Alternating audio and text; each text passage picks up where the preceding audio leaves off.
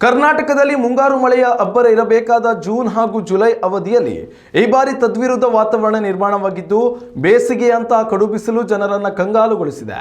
ರಾಜ್ಯಾದ್ಯಂತ ನೈಋತ್ಯ ಮುಂಗಾರು ಮಾರುತಗಳು ತೀವ್ರವಾಗಿ ದುರ್ಬಲಗೊಂಡಿರುವುದೇ ಈ ಹಠಾತ್ ಹವಾಮಾನ ಬದಲಾವಣೆಗೆ ಮುಖ್ಯ ಕಾರಣ ಎಂದು ಭಾರತೀಯ ಹವಾಮಾನ ಇಲಾಖೆ ಸ್ಪಷ್ಟಪಡಿಸಿದೆ.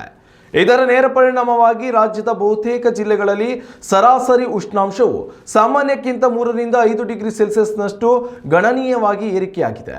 ರಾಜಧಾನಿ ಬೆಂಗಳೂರಿನಲ್ಲಿಯೂ ಸಹ ಬಿಸಿಲಿನ ಬೇಗೆ ಹೆಚ್ಚಾಗಿದ್ದು ಗರಿಷ್ಠ ತಾಪಮಾನವು 32.4 ಡಿಗ್ರಿ ಸೆಲ್ಸಿಯಸ್ಗೆ ತಲುಪಿದೆ. ಸಾಮಾನ್ಯವಾಗಿ ಜುಲೈ ತಿಂಗಳಲ್ಲಿ ಇಲ್ಲಿನ ತಾಪಮಾನ 28 ಡಿಗ್ರಿ ಸೆಲ್ಸಿಯಸ್ ಆಸುಪಾಸಿನಲ್ಲಿ ಇರ್ತಿತ್ತು. ಕಳೆದ 5 ವರ್ಷಗಳ ಜುಲೈ ಅವಧಿಗೆ ಹೋಲಿಸಿದರೆ ಈ ಬಾರಿ ದಾಖಲಾಗಿರುವ ಅತ್ಯಧಿಕ ಉಷ್ಣಾಂಶ ಇದಾಗಿದೆ. ಇನ್ನು ಉತ್ತರ ಕರ್ನಾಟಕದ ರಾಯಚೂರು ಜಿಲ್ಲೆಯಲ್ಲಿ ಬರೋಬ್ಬರಿ 38.4 ಡಿಗ್ರಿ ಸೆಲ್ಸಿಯಸ್ ಗರಿಷ್ಠ ತಾಪಮಾನ ದಾಖಲಾಗುವ ಮೂಲಕ ಇಡೀ ರಾಜ್ಯದಲ್ಲೇ ಅತ್ಯಂತ ಹೆಚ್ಚು ಶಾಖವಿರುವ ಪ್ರದೇಶವಾಗಿ ಹೊರಹೊಮ್ಮಿದೆ. ಮೈಸೂರು, ಗದಗ ಹಾಗೂ ಕೊಪ್ಪಳ ಭಾಗಗಳಲ್ಲೂ ವಾತಾವರಣದ ತೇವಾಂಶ ಇಳಿಕೆಯಾಗಿ ಒಣಹವೆ ವಿಸ್ತರಿಸಿದೆ. ಆದರೆ ಕರಾವಳಿ ತೀರದ ದಕ್ಷಿಣ ಕನ್ನಡ, ಉಡುಪಿ, ಉತ್ತರ ಕನ್ನಡ ಹಾಗೂ ಮಲೆನಾಡಿನ ಕೊಡಗು ಮತ್ತು ಹಾಸನ ಜಿಲ್ಲೆಗಳ ಒಂದೆರಡು ಸ್ಥಳಗಳಲ್ಲಿ ಮುಂದಿನ 24 ಗಂಟೆಗಳ ಅವಧಿಯಲ್ಲಿ ಬಿರುಗಾಳಿ ಸಹಿತ ಸಾಧಾರಣ ಮಳೆಯಾಗುವ ಸಾಧ್ಯತೆ ಇದೆ ಎಂದು ಹವಾಮಾನ ಇಲಾಖೆ ಮುನ್ಸೂಚನೆ ನೀಡಿದೆ.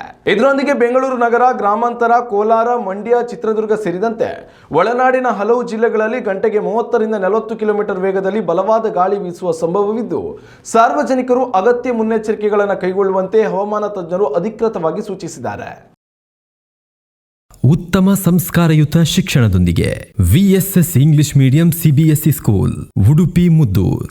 ನರ್ಸರಿಯಿಂದ 10ನೇ ತರಗತಿವರೆಗೆ ಶಿಕ್ಷಣದ ಜೊತೆಗೆ 5 ರಿಂದ 10ನೇ ತರಗತಿವರೆಗಿನ ವಿದ್ಯಾರ್ಥಿನಿಯರಿಗೆ ಉತ್ತಮ ಹಾಸ್ಟೆಲ್ ಸೌಲಭ್ಯವೂ ಇದೆ. ನಿಮ್ಮ ಮಕ್ಕಳ ಪ್ರವೇಶಾತಿಗಾಗಿ ಈ ಸಂಖ್ಯೆಗೆ ಕರೆ ಮಾಡಿ.